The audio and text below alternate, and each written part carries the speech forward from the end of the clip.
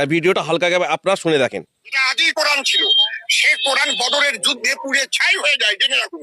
ইতিহাস আমার কাছে আছে, পিঠে হিটলার লেখা ইতিহাস।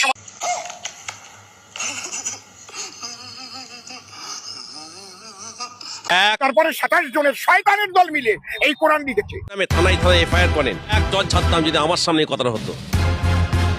একটা লিমিট আছে সবকিছুর। ওদের গীতায় যে ছেলে মাকে ধর্ষণ করবে এটা লেখা আছে, কিন্তু বলবো না।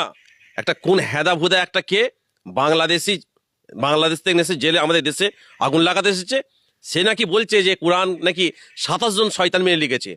এই রোহিঙ্গা বাংলাদেশি আমাদের বাংলায় কেমন আগুন লাগাবার চেষ্টা করছে। আছে এবং তারপরে 27 জনের শয়তানের দল মিলে এই কোরআন লিখেছে এবং বারে বারে এই কোরআনের মধ্যে এমন এমন জিনিস ঢুকানো হয়েছে, বাচ্চাদের শেখানো হচ্ছে, এ মুসলমানগণ অমুসলমানদের যেখানে পাইবে সেখানে বন্দি করিবে, নির্মম ভাবে হত্যা করিবে। কোরআনে লেখা, আমার কাছে আছে কোরআন। দেখেছেন এটা কোনো ভাষা? এটা কোরআনে থাকতে পারে? খুলে ফেলবো এরকম কথা বললে। কিন্তু फंस गया सीएम, इसे पार्टी की मीटिंग समझ के फंस गया।